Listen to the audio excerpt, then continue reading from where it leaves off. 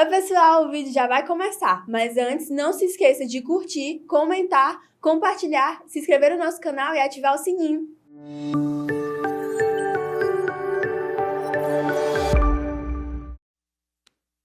Ninguém tem maior amor do que este, de dar a alguém a própria vida em favor dos seus amigos.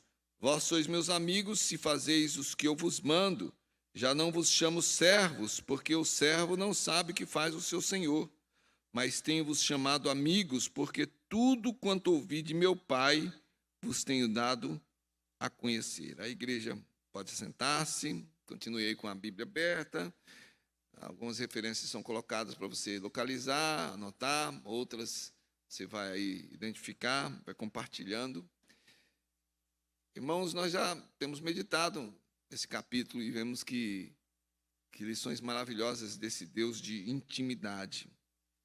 Nós temos orado e buscado na palavra de Deus aplicações e os desafios que vamos enfrentando. Amanhã começa outra semana. Eu não posso dizer para você se vou estar vivo amanhã. Nós não podemos garantir o próximo minuto, como diz aí uma das chamadas mídia, né? Porque tudo pode mudar em um segundo. Né? Tudo muda, de repente.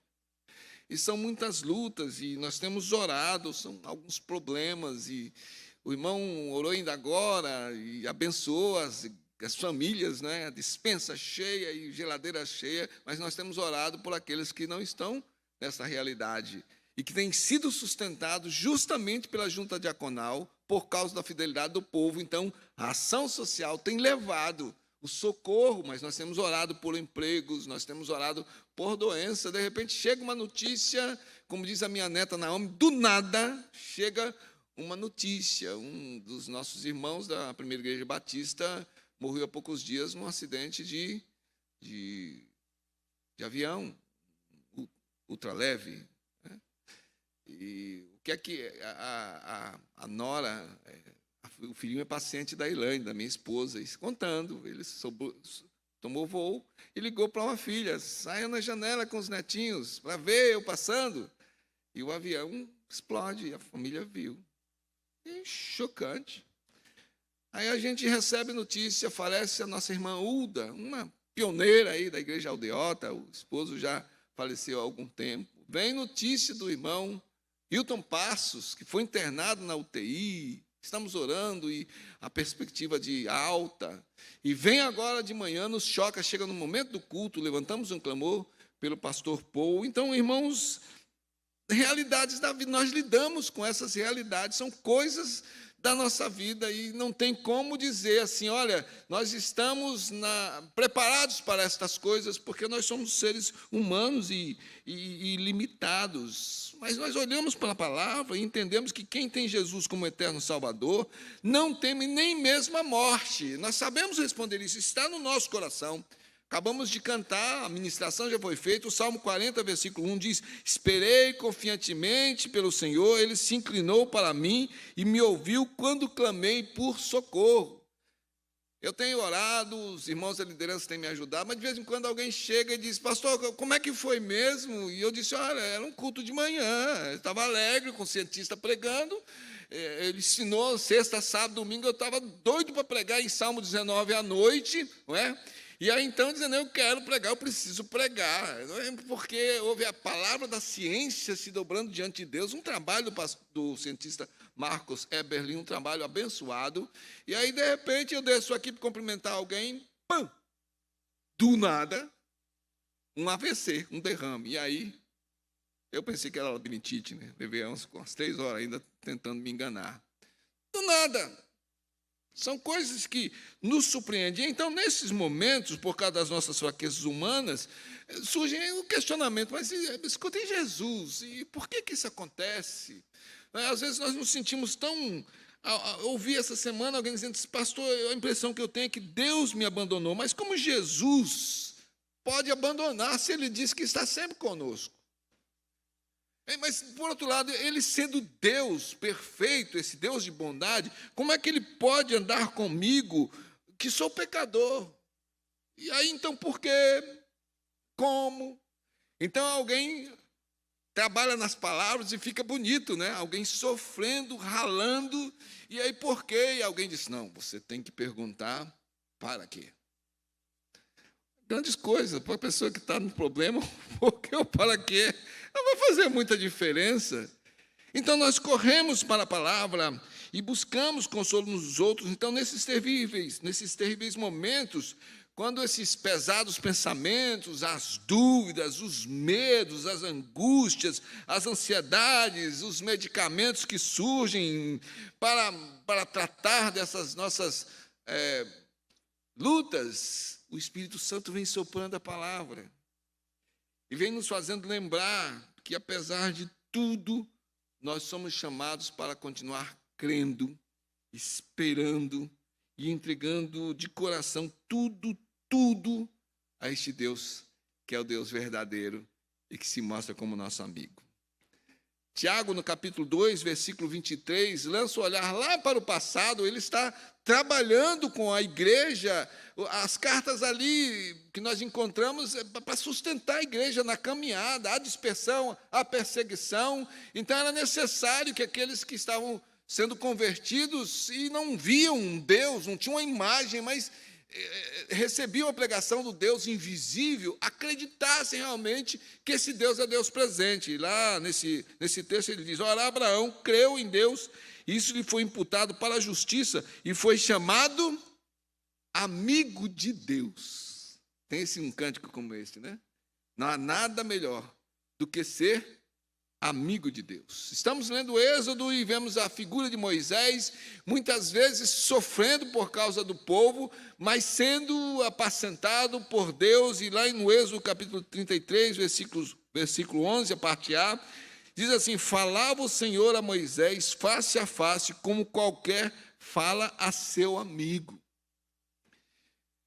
E nós temos nas nossas mãos agora aí o Evangelho de João, alguém que é citado como próximo de Jesus. Ele estava naquele círculo de maior aproximação de Jesus com Pedro e Tiago, com quem Jesus repartia as principais experiências. Na verdade, estava talhando esses homens para serem os líderes e guiarem a igreja que iria se desenvolver através dos seus discípulos. E esse João é o mesmo que escreveu as cartas pastorais e escreveu o Apocalipse. Há algumas disputas, alguns estudos sobre isso, mas é o filho de Zebedeu, irmão de Tiago, foi chamado para ser um dos 12 discípulos de Jesus e que ficou sendo conhecido como discípulo amado, o apóstolo do amor, porque ele traduz, principalmente no Evangelho, esta amizade, essa companhia, essa proximidade do Deus maravilhoso em Cristo Jesus, que não deixa de ser Deus, mas vem viver conosco aqui, seres humanos, vem habitar entre pecadores sem se contaminar com o pecado, justamente para transformar homens e mulheres em filhos e filhas de Deus. Lá em João, no capítulo 13, veja comigo aí, versículos 22 a 25, porque tem aquele lance, aquele a quem que recostava no peito de Jesus, estava deitado no ombro de Jesus, aparece na pintura, aquele que está ali recostado mais próximo de Jesus. Veja esse texto que diz, então os discípulos olharam uns para os outros, sem saber a quem ele se referia. Então, o contexto ali tem um traidor, fica aquela instabilidade. Então, diz aí que Pedro faz um sinal para quem está próximo de Jesus. E a identificação é João, porque diz, ora, ali estava conchegado. Eu tenho aqui a versão atualizada, e alguns querem interpretar de outra forma, sabe, tentar colocar alguma conotação diferente, que não seja realmente um recostamento. Há outros textos que vão usar o mesmo termo grego, que significa reclinar-se, estar próximo. Aqui, então, era um ambiente de janta, ele estava próximo de Jesus. E Jesus, ele está recostado a Jesus e um dos seus discípulos, a quem a ele amava. E a esse fez Simão Pedro sinal, dizendo-lhe, pergunta a quem ele se refere. Então aquele discípulo, reclinando-se sobre o peito de Jesus, perguntou-lhe, Senhor, quem é? Neste evangelho há uma descrição muito próxima. Quem escreveu estava no ambiente, estava acompanhando, é João.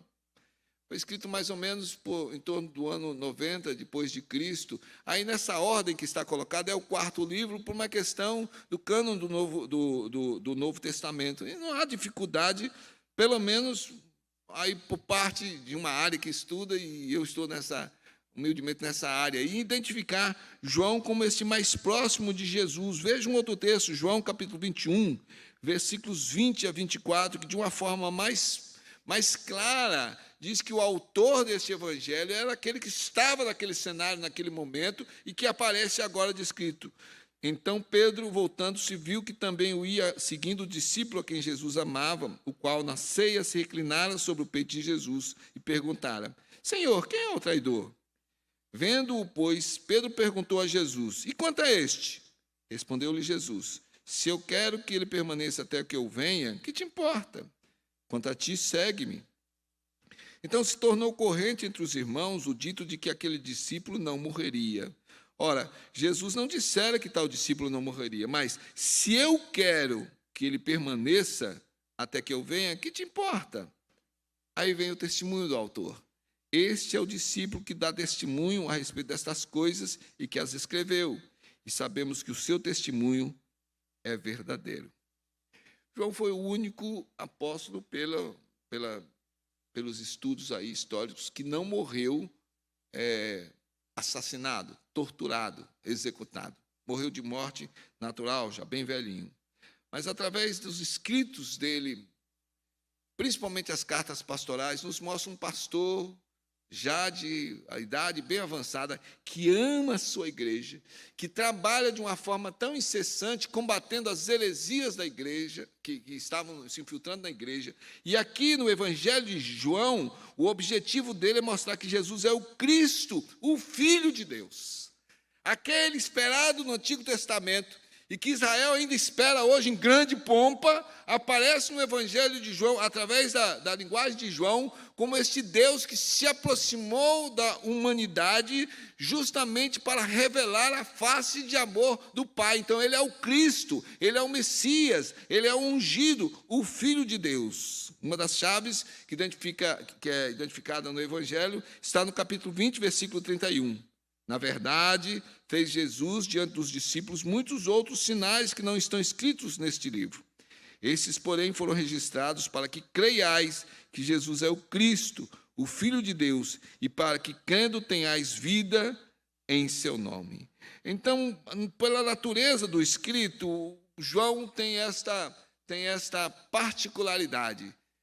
É como se ele dissesse: eu vou falar a vocês sobre um amigo. É o meu amigo. Esse amigo é Deus, que veio revelar o grande amor que salva. Ele inicia o Evangelho, isso já fez parte da ministração aqui.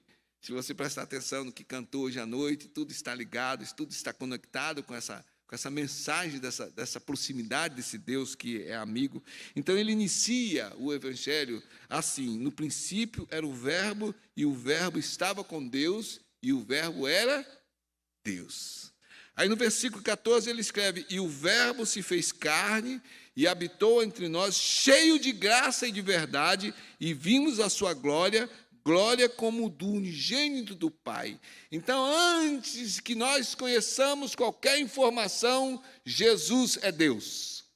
O mistério que aceitamos pela fé e a teologia, muitas vezes, fica escavando, e eu já disse, há muitas coisas que são especulações humanas, porque nós não sabemos, na verdade, seguramente, o que é que rolava desde toda a eternidade, mas o que nós temos aqui é que a promessa, a palavra, aquilo que se esperava, aquilo que foi apontado pelos profetas, pelo qual os sacerdotes suspiravam, os anciãos sonhavam, estavam aguardando, partiram para a eternidade sem poderem fazer como Simeão e Ana, que viram a realidade daquele Jesus, o Deus encarnado, se tornou realidade. E ele veio para entrar na história do homem, entrar na história da humanidade, caminhar com os pecadores para abençoar as suas vidas com a salvação, mas também tocando neles, curando eles, transformando as suas vidas, conhecendo as suas dores, resolvendo os seus problemas, única e exclusivamente por causa da sua misericórdia. Em João, no capítulo 2, nós temos aquela maravilhosa história contada pelo evangelista João, do primeiro milagre que Jesus operou em Caná da Galileia. Eu quero dar destaque aí os versículos 1 e 2, versículo 11. Eu quero que você entenda qual é o contexto até a gente entrar na mensagem. João ele trabalha de uma forma extraordinária, e aí a gente chega nesse texto. Já andamos um pouquinho, né? Nesse texto, e chegamos aqui. 3 dias depois, houve um casamento em Caná da Galileia, achando-se ali a mãe de Jesus. Jesus também foi convidado com seus discípulos para o casamento. É Deus encarnado que está no casamento. Uma coisa ali de família. Há interpretações, Maria talvez fosse parente, não sabemos ao certo, uma amizade muito grande, mas o fato é que aconteceu algo, acabou o vinho, um problema, uma dificuldade. O verbo que estava no começo, o Deus criador de todas as coisas, aquele pelo qual nada do que foi feito se fez, aquele que tem o domínio nas suas mãos, chama e conhece cada uma das estrelas, sabe o dia de amanhã, este Deus vai se importar e vai agir num problema da família, fazendo um milagre, transformando H2O numa bebida fermentada, uma coisa que não se pode explicar através da ciência. E aí então diz o versículo 11, com este deu Jesus princípio a seus sinais em Caná da Galileia, manifestou a sua glória e os seus discípulos creram nele. Manifestação de Jesus não é através de religião, não é através de rituais. Nós precisamos nos libertar desse tipo de visão. A manifestação de Jesus é através da vida dele na nossa vida. Ele entra na nossa vida.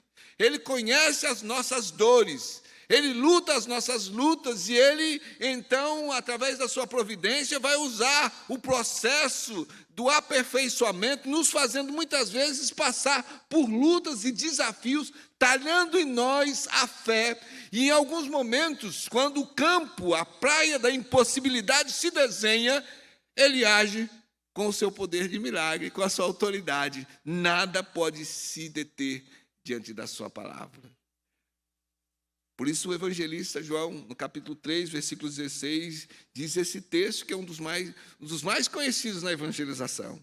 Porque Deus amou o mundo de tal maneira que deu o seu Filho unigênito para que todo aquele que nele crê não pereça, mas tenha a vida eterna. Aqui João está dizendo, veio dele, é tudo dele, é o Pai, é o Filho, é o Espírito Santo, é a Trindade, é o Deus absoluto, é aquele quem tem o projeto no coração de salvação da raça humana que ele criou, que caiu em pecado, mas que não teve o processo interrompido da sua busca pelo perdido e de salvação. E ele o faz como amigo. Essa é a intenção da nossa meditação hoje à noite aqui. Então, depois de reproduzir os ensinos de Jesus e contar sobre os muitos milagres do Senhor, o apóstolo João chega lá narrando os horrores da tortura, da prisão de Jesus, fala sobre a sua morte, e aí conta de uma forma gloriosa a ressurreição do Salvador. Ele vai se aproximando do final das suas narrativas, dando o seu testemunho ocular.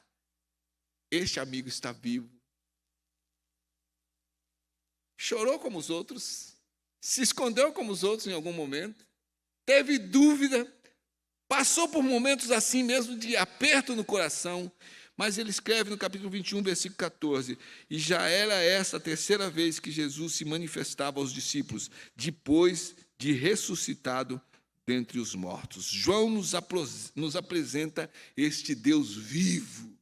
Irmãos, nós estamos orando por isto, porque ainda alguns estão militando no caminho da religião, alguns ainda estão acreditando nas boas obras, fazendo coisa para merecer coisa de Deus. O que nós temos aqui é esse Deus que se aproxima, Ele dá a sua graça, Ele derrama a sua misericórdia, vem tudo dEle, Ele é quem faz tudo.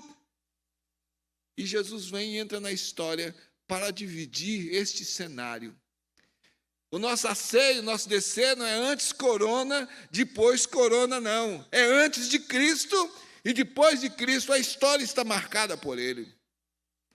Eu já disse isso e repito, pode trazer o ateu mais ferrenho aqui e dizer que Jesus não existiu e toda aquela conversa, e a gente vai pedir a identidade dele e ele vai mostrar que ele nasceu no dia tal, no mês tal do ano, e este ano é depois de Cristo Jesus.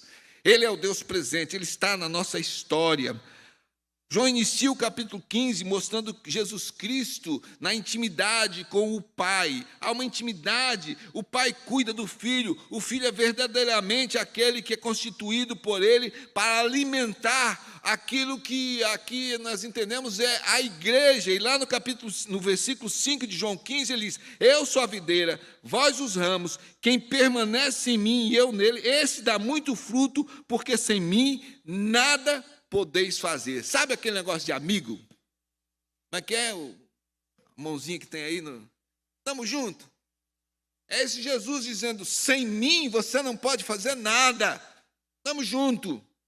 Eu sou seu amigo. Então vamos aí para o texto, vamos meditar. Deus é o meu melhor amigo. Primeiro, porque Jesus se sacrificou para me salvar. Veja o versículo 13.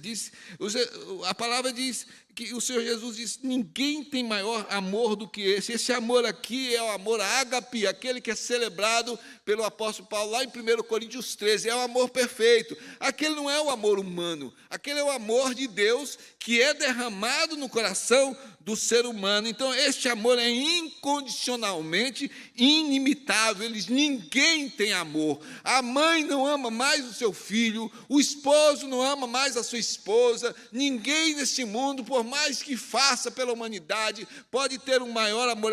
Ninguém tem este amor, porque este amor é forjado única e exclusivamente na graça de Deus, que alcança aquele que não merece e oferece para ele a salvação. E ele continua dizendo, qual é a prova desse amor inimitável? De dar a alguém a própria vida. O sentido aqui é vicário, é de substituição, é aquele que se entrega voluntariamente. Não há nenhuma pressão, não há nenhum condicionamento, não há nenhuma condição imposta, não é uma missão dada no sentido de que deve ser cumprida para que seja alcançado um relatório. Aqui é o propósito traçado por Deus. Eu tenho a vida, eu entrego, eu tomo de volta, eu sou o Deus da vida. E eu entrego desta forma, porque eu amo aos meus amigos. Esse Deus se aproximou da humanidade e então ele se entregou pelos pecadores. Desde os tempos antigos, há falsas religiões e há falsos deuses que nós encontramos. É um jogo nessas lendas, nessas mitologias, em que esses deuses exploram a humanidade. E nós encontramos aqui aquele que vem, entra na história e se faz um como a gente, sem, no entanto, ser pecador. Então, por isso, havia uma dificuldade muito grande. João vai trabalhando no sentido de mostrar esse Jesus próximo. Ele próprio foi chamado. João e Tiago foram chamados para andar com Jesus e foram aprendendo naquele contato, naquele relacionamento, algumas vezes de exortação, que Jesus era aquele Deus que amar, porque o seu Pai é amor. E nesse amar, fica meio filosófico, né? Mas é nesse amar, está a grande força de um Salvador que não te chama por causa de obras, não chama por causa de interesse, nem por conta de mais ou menos. É pura graça. É por isso que muita gente não entendia. Lucas capítulo 15 tem algo extraordinário. Lá no versículo 2, o registro do médico é que murmuravam os fariseus e os escribas, dizendo, esse recebe pecadores e come com eles. Ele é amigo de pecadores, publicanos, meretrizes, a ralé. Os religiosos, nós somos bons, nós somos santos. Ele precisava estar no nosso círculo aqui, e ele se envolve. Como é que pode ser filho de Deus? Como é que pode ser Messias? E nós vamos encontrar, então, o restante do capítulo 15, Jesus contando as parábolas da ovelha perdida, da moeda perdida, do filho pródigo, tudo com um objetivo, mostrando que esse Jesus veio para buscar, para salvar, para tocar, para transformar e fazer com que pecadores sejam feitos novas criaturas. Mas ele dizia sempre: vai e não peques mais. Este amigo se entregou, se sacrificou para trazer salvação. Este amigo não é aquele amigo que faz vista grossa e um evangelho que tem sido cada vez mais divulgado no sentido de que ele recebe você como você é, ele recebe você como está, ele é o Deus da inclusão. Esse negócio de inferno não vai ser bem assim. Outro dia estava vendo aí um estudo em que vai ser o inferno do bem, um inferno bonzinho, uma coisa meio louca. O que nós encontramos aqui é que o ser humano é indigno da presença de Jesus. Lá em Lucas capítulo 5, versículo 8, quando Jesus faz aquele milagre da pesca, o texto diz que, vendo isso, Simão Pedro prostrou-se aos pés de Jesus, dizendo: Senhor, retira-te de mim, porque sou pecador. Esta era a visão dele, pecador, coração duro. A gente vê aí Pedro muitas vezes manifestando essa personalidade tão dura, tão difícil, mas que vai sendo transformada por esse amigo que vai caminhando lado a lado, que vai tocando em sua vida e vai se transformando, justamente porque ele estava preparando estes homens para serem alcançados pelo seu sacrifício. Ele é o Deus conosco. Mateus capítulo 28 termina o evangelho dizendo que as palavras de Jesus foi: eu sou Emanuel, eis que estou convosco todos os dias. É o significado de Emanuel. Ninguém tem maior amor do que este. Ele pagou o preço, um preço. Quando a gente diz um preço alto, é o nosso modo de dizer, né? Altíssimo, é o nosso modo de falar, né? Não tem como calcular o sangue derramado de Cristo Jesus.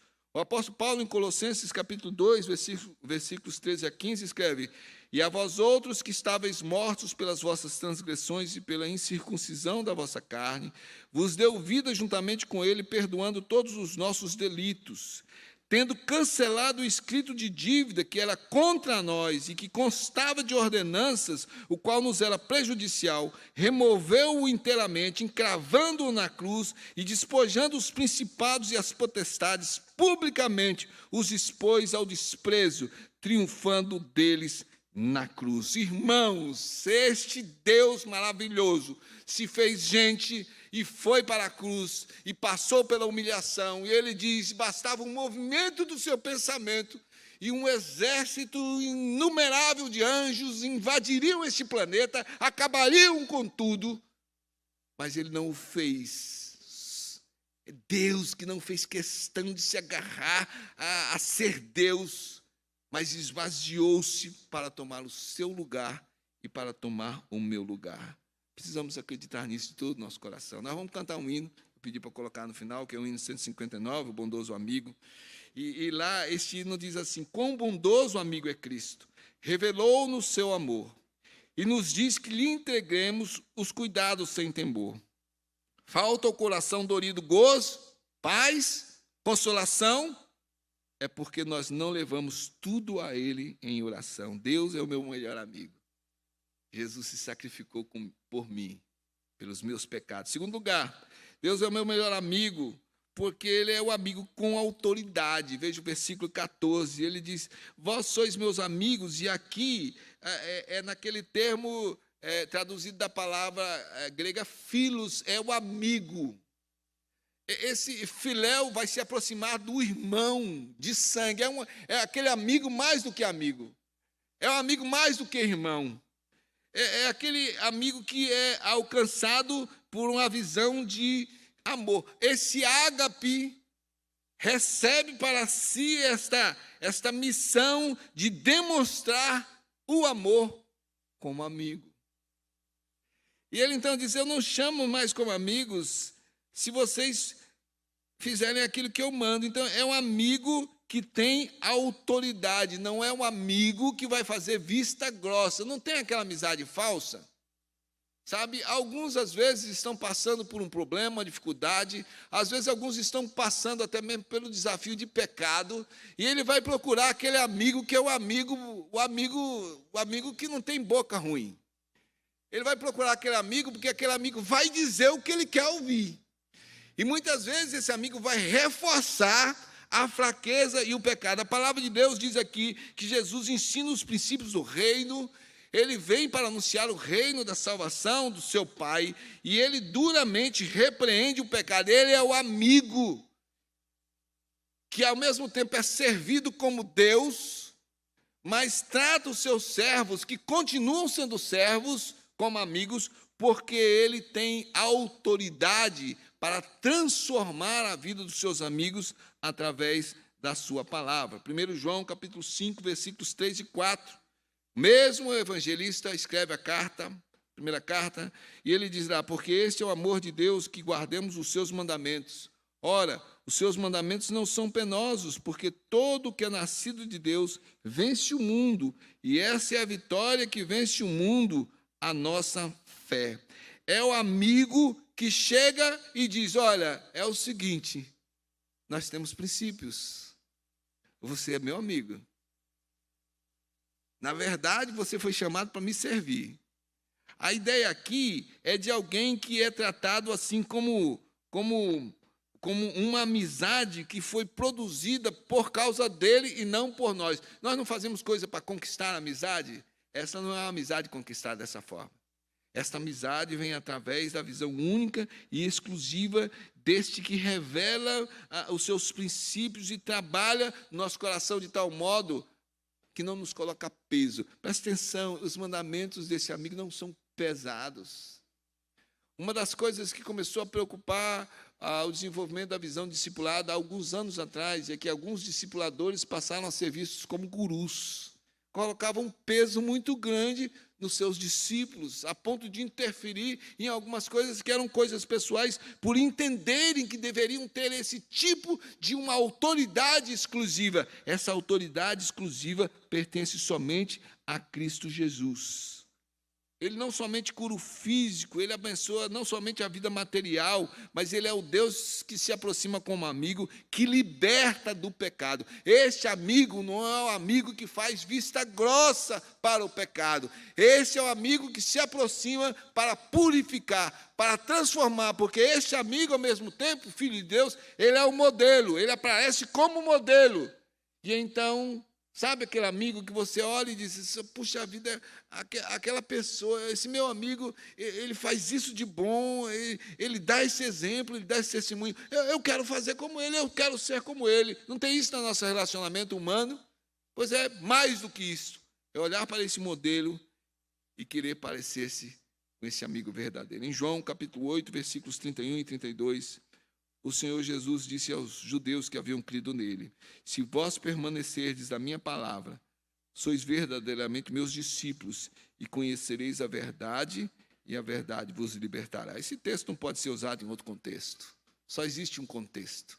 A verdade que liberta é a verdade que vem de Deus e liberta para a vida eterna. Liberta do engano, do pecado.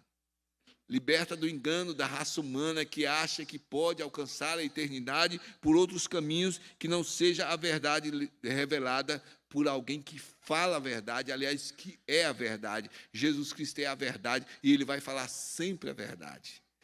Vamos a este amigo, abrimos o nosso coração, ele já sabe que somos pecadores. E quando nós confessamos os nossos pecados, o Senhor aponta através da ação do Espírito Santo aquilo que deve ser abandonado, aquilo que deve ser negado daí em diante para marcar uma nova caminhada. Ele é o amigo que nos deu a sua palavra. João capítulo 15, versículos 3 e 4, ele diz: vós já estáis limpos pela palavra que vos tenho falado, permanecei em mim e eu permanecerei em vós. É este amigo que se oferece para caminhar conosco. Mas não é um favor aceitar essa amizade. Eu fico preocupado de vez em quando em alguns trabalhos de evangelização que parece que recebe, vai lá, recebe Jesus como Salvador. Você vai fazer uma grande coisa. Olha, porque afinal de contas, não, este é o Deus maravilhoso que nos substituiu na vitória contra o pecado, tomou o nosso lugar para nos fazer filhos e filhas de Deus. Profeticamente, 700 anos antes, Isaías escreveu a respeito desse nosso amigo. Certamente ele tomou sobre si as nossas enfermidades e as nossas dores levou sobre si. E nós o reputávamos por aflito, ferido de Deus e oprimido, mas ele foi traspassado pelas nossas transgressões e moído pelas nossas iniquidades. O castigo que nos traz a paz estava sobre ele, e pelas suas pisaduras nós fomos sarados. Aqui está a autoridade de Jesus sobre todas as coisas. Ele tem autoridade sobre a morte, sobre o pecado. Já descreveu Martinho Lutero, o próprio diabo é o diabo de Deus, está debaixo da soberania de Deus. Não há ninguém maior do que este Deus, que se encarna e vem justamente exercitar a sua autoridade. A sua vida com Jesus significa que deve ser uma vida transformada, porque ele vai nos dizer aquilo que precisa ser transformado, não por causa de religião, mas porque nós estamos andando com ele em novidade de vida.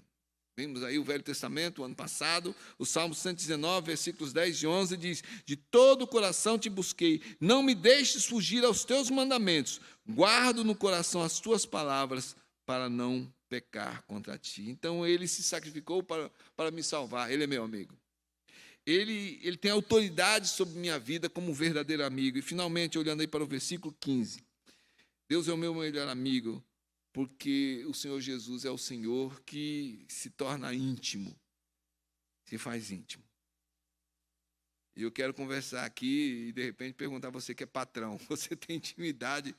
Você cultiva essa intimidade? Relacionalmente não é recomendável, não é? Então é patrão, o empregado é empregado, guardado o devido respeito, mas a distância, o militar, né, Rodrigo? Militar, tem a sua hierarquia. Então, como é que nós podemos entender? Porque ele diz aqui que já não vos chamo servo, e servo aqui é o doulos, é o escravo, é aquele que está na condição servil, é o atendente, é aquele que se relaciona realmente tendo que prestar serviço. Então, nós dizemos, nós somos servos de Jesus. O apóstolo Paulo se identifica como servo de Jesus. Então, na verdade, nós somos servos dele no sentido de exercitar o nosso ministério a serviço para cumprir os seus propósitos. Nós somos servos de Deus, nós não somos iguais a Deus, nós não somos semideus. Mas o Senhor Jesus diz assim: olha, nesse relacionamento, eu não chamo vocês de servos, no sentido de mantê-los numa hierarquia abaixo, no sentido de que estou suprimindo uma intimidade. Por quê? Porque eu tenho chamado vocês de amigos, e amigos aqui é uma palavra mais primitiva, que significa se associar. É aquele que se associa amigavelmente a... é aquele que se aproxima. A ideia aqui de um dos comentaristas desse termo, como está escrito, é no contexto lá de Jesus, um dos amigos do noivo, aquele que se responsabilizava pela festa, aquele que conduzia a festa, que prestava toda fiscalização, o amigo do noivo, é aquele que conduzia a festa. Então, ele está dizendo, olha, vocês eu não chamo mais de servos, continuam servindo, mas o meu relacionamento com vocês é de intimidade, como alguém que é sócio comigo. Nós somos colaboradores, na linguagem do apóstolo Paulo, colaboradores do Evangelho, para entender. Jesus está dizendo, vocês são amigos que colaboram com este projeto, é o Deus amigo íntimo. A diferença, como eu disse antes, dos falsos deuses exploradores. Lá no Salmo, capítulo 25, versículo 14, há essa palavra magnífica a respeito de Deus, dizendo, a intimidade do Senhor é para os que o temem, aos quais ele dará a conhecer a sua aliança. E o Senhor Jesus continua dizendo assim, olha, sabe por que eu não posso chamar vocês mais de servos, no sentido de consideração, mas amigos? Porque ele revelou aquilo que foi dado a ele pelo Pai. Ele deu a conhecer a glória do Pai. Dá para imaginar uma coisa desta? Aquela carteirada que alguém diz, você sabe com quem você está falando? Eu sou o dono da empresa. Então, fique no seu lugar. O que Jesus está dizendo aqui, eu sou o Deus Todo-Poderoso, a quem vocês servem. Mas no nosso relacionamento, eu sou o Deus que se aproxima, eu revelo a intimidade que há lá no coração da Trindade. Eu trago a glória do meu Pai e faço jorrar para vocês através do que eu tenho compartilhado. Eu sou o Deus que mostra o caminho. Eu sou o Deus que aponta a direção. É o Deus amigo que cuida providencialmente dos detalhes da nossa vida. Irmãos, Deus não vai agir na possibilidade. Eu tenho aprendido isso aí, às vezes é duro. Se é possível, Ele providencia os recursos, dá seus pulos. Empurra a pedra, tira as amarras lá, a ressurreição é com Ele. Deus age no impossível, o milagre é no impossível. E Ele abre isso de uma forma extraordinária no seu relacionamento com os seus discípulos. Ele é aquele que cuida de detalhes, que ressurreto prepara peixe com mel para comer com os seus discípulos. E no momento ali, ao invés de censurá-los, porque haviam abandonado, haviam se escondido, o que ele recebe é com o coração daquele amigo que vai dizer, eu tenho uma missão para vocês.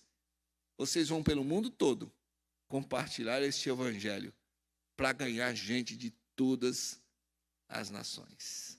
Sabe o que chama a atenção? Estou indo aí já para a conclusão, mas o que me chama a atenção aqui é que João teve uma experiência tão próxima com Jesus, que ele estava aos pés da cruz. Veja aí João 19, 25 a 27. E João estava ali próximo da cruz, um dos poucos. Pela narrativa, talvez fosse o único tão próximo assim. Os outros estavam longe. E o texto diz, e junto à cruz estavam a mãe de Jesus e a irmã dela, e Maria, mulher de Clopas, e Maria Madalena.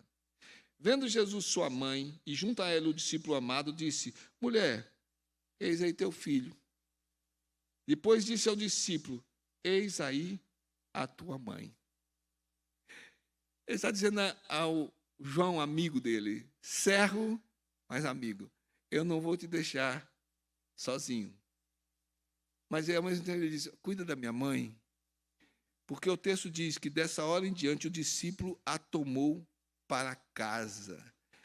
Mesmo na cruz, continua evidenciando essa amizade que diz, eu me preocupo com a raça humana e quero que transborde deste cuidado que eu tenho, este cuidado entre os outros. Essa não é uma palavra somente para João, ou essa não é uma palavra para a igreja, essa é uma palavra do Deus que cuida da raça humana. Jesus entrou na intimidade da vida das pessoas. Lucas, capítulo 19, versículos 1 a 10, entrou na casa de Zaqueu, levou a salvação para ele. Temos Atos, capítulo 16, versículos 30 a 33, Jesus entrou, através dos apóstolos, na casa daquele carcereiro, levou salvação para eles. Então, para que alguém se torne amigo de Jesus e tenha os planos e conheça a soberania de Deus, é preciso o arrependimento sincero e confessá-lo como Deus. Ele não é o cara lá de cima, ele não é o nosso brother, ele não é o você que tem sido cada vez mais usado. Ele é o Senhor de todas as coisas, que, no entanto, se inclina para a humanidade, se aproxima de você, dá pão para você, multiplica coisas para você, faz milagres na sua vida, mas, sobretudo, oferece a salvação. Mas Ele quer operar transformação na sua vida. Ele é um amigo que se torna tão íntimo que ele entra na sua vida, ele sabe dos seus pecados. Aquilo que você esconde, quem sabe do seu cônjuge, não é escondido desse amigo. E é interessante que esse amigo aparece para dizer, eu vim salvar você. Não há como esconder coisas dele. Ele é o mesmo Deus lá do passado, segundo Crônicas, capítulo 7, versículo 14. Se o meu povo, que se chama pelo meu nome, se humilhar e orar e me buscar e se converter dos seus maus caminhos, então eu ouvirei dos céus, perdoarei os seus pecados e sararei a sua terra. Este é o amigo que ouve as nossas confissões, perdoa os nossos pecados, mas isso envolve essa influência que nos leva a abandonar aquilo que levanta uma barreira para a sua ação na nossa vida como amigo espiritual. Somos amigos dele se vivemos de acordo com os princípios dele. Jesus é o único amigo de verdade que pode perdoar pecados, porque ele é Deus. Ele nos substituiu, ele cobriu as nossas vidas com o seu sangue. E aí então leva o pecador arrependido, a pecadora arrependida a celebrar na oração, colocando tudo diante de Deus, para ouvir o que é que Deus tem para dizer. Você tem ouvido a Deus? E pode, através de Cristo Jesus, não há outro caminho. Ele diz, ninguém vem ao Pai, não é ninguém vai, ninguém vem, se não for através do caminho da cruz, e pelo caminho da cruz, nos achegamos diante do trono de glória. E Deus diz, oi, como é que você está? Venha conversar comigo. Escutamos aqui. Nada que seus pecados sejam vermelhos como carmesim. Eu transformo tudo. Você ficará, para desespero do politicamente correto, né? Branco como a neve. Estão tentando resolver isso agora. Tem que mexer na Bíblia agora, minha Carla. E olha que nem foi negro lá, foi vermelho. Então nós não temos preconceito só contra negros, daqui a pouco contra vermelho também. É o amigo que diz, olha, a situação está assim, eu transformo. Olhando para aquelas talhas, a água colocada ali, era purificação de pecados, nem era para beber, era para purificação. Ele transforma no novo vinho. Este é o amigo verdadeiro que faz novas todas as coisas. O bendizer no Salmo 103, versículos 1 a 5. Bendize a minha alma ao Senhor, e tudo que há em mim, bendiga o seu santo nome. Bendize a minha alma ao Senhor, e não te esqueças de nenhum só de seus benefícios. Ele é quem perdoa todas as tuas iniquidades, quem sara todas as tuas enfermidades, quem da cova redime a tua vida e te coroa de graça e de misericórdia, quem farta de bens a tua velhice, de sorte que a tua mocidade se renova como a da águia. Ele nos revela a intimidade do Pai que renova todas as coisas, de dia, pela manhã, todos os dias, com o sol despontando, Ele renova a sua fidelidade, renova a sua misericórdia, renova a sua graça. Ele derrama sobre a face da terra a renovação de todas as coisas, porque Ele é o Deus de intimidade. Ele já conhece o nosso coração. Atos capítulo 4, versículo 12, foi a resposta do apóstolo. Não tem como. Não há outro nome pelo qual importa que sejamos salvos, que não seja o nome de Cristo Jesus. Ele é o nosso amigo verdadeiro. Irmãos, se brincar, eu prego a noite inteira hoje, porque hoje o coração está aquecido. Porque o sermão é para mim. Sabe, algumas coisas acontecem e a gente fica pensando, às vezes, meu Deus, que vontade de desistir, como as coisas são difíceis. E aí, de repente, quando você encontra aquele amigo que dá um abraço e bate no seu ombro, você é meu amigo. Mas esse amigo diz, eu não me engano com você, eu sei quem você é. É aquele amigo que diz para Natanael, olha, eu estava lá debaixo da figueira, eu já estava te vendo.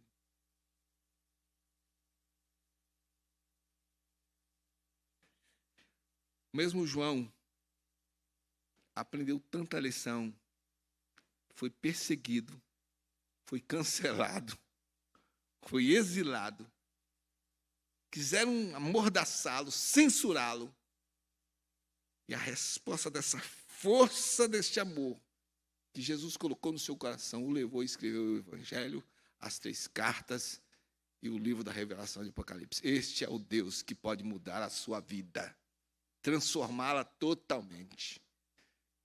Mas é o Deus que chama a responsabilidade. João 3,16, sabe de cor? Falamos ainda agora? João 3,16. Porque Deus amou o mundo de tal maneira que deu o seu Filho unigênito para que todo aquele que nele crê não pereça, mas tenha vida eterna. Deus fez tudo. Ele é este amigo que invade dessa forma. Mas o mesmo João escreveu 1 João 3,16. Você sabe de cor 1 João 3,16. No João 3,16, Deus fez tudo. Ele nos dá até o modelo. Agora, abra sua Bíblia em 1 João 3,16. Está a referência aí? 1 João 3,16. Qual é a diferença agora aí? Na carta, ele agora alonga. Ele vai expandir, ficar abrangente, porque Deus amou a mim de tal maneira que deu o seu Filho unigênito para que eu creia realmente nele. E então este amor que é conhecido por mim, me revela que ele deu a sua vida por mim, para que eu também dê a minha vida, se necessário for, pelos meus irmãos. Este é o amigo que nos irmana, que nos torna unidos no mesmo corpo. Esse sacrifício não é o sacrifício que vai imitar o sacrifício de Jesus, mas por causa do sacrifício dele, ele me mostra esse caminho da verdadeira amizade, que sempre está disposta a se sacrificar, que vai ser sincera, vai tratar sempre com a verdade e vai procurar esse relacionamento de intimidade. Irmãos, vamos concluir. Podemos aí, durante a mensagem, já as aplicações foram feitas, mas encerrando na aplicação, essas aplicações finais, Deus é o seu melhor amigo. Até agora eu falei que ele era meu amigo. Ele é seu melhor amigo. Primeiro, porque ele se sacrificou por você.